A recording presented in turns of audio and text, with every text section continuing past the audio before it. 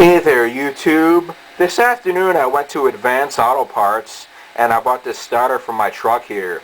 The reason being is the old starter kept on clicking. It would have lots of periods of clicking. It was pretty annoying and not starting the truck.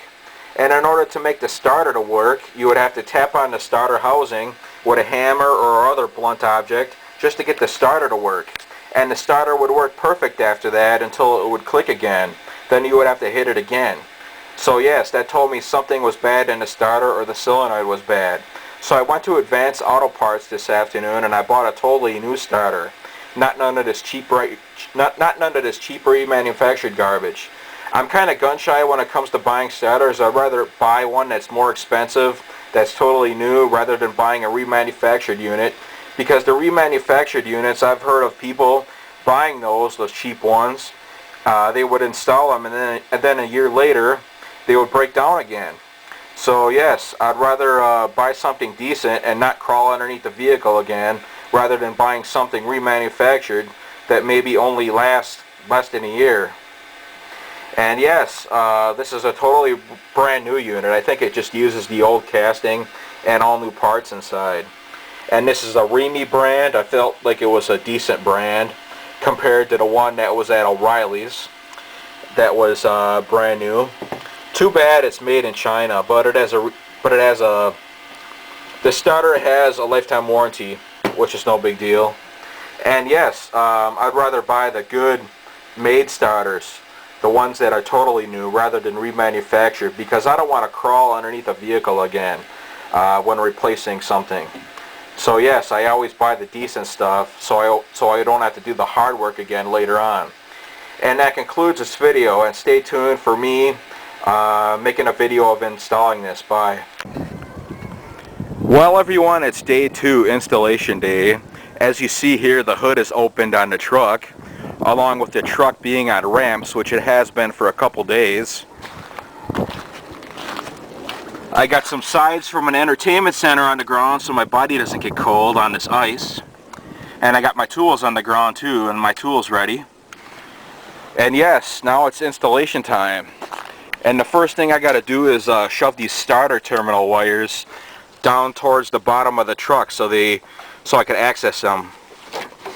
And they go on the side of the steering coupler, which is right here. And I'll fish them down there so I can pull on them and install the starter. There we go. Now it's time to go on the bottom of the truck to begin installation.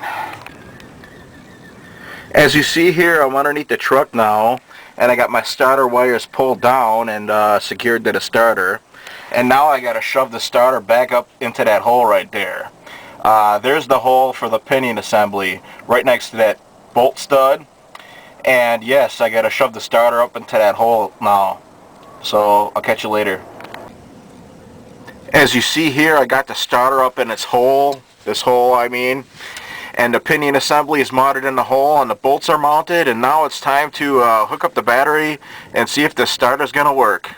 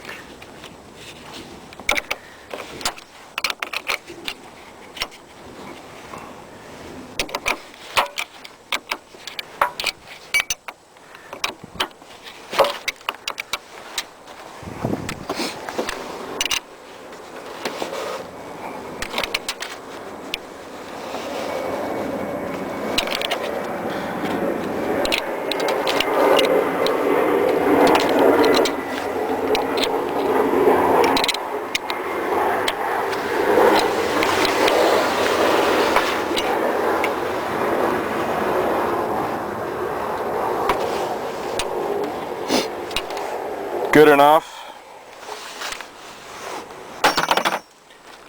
Now let's see if this thing's gonna start.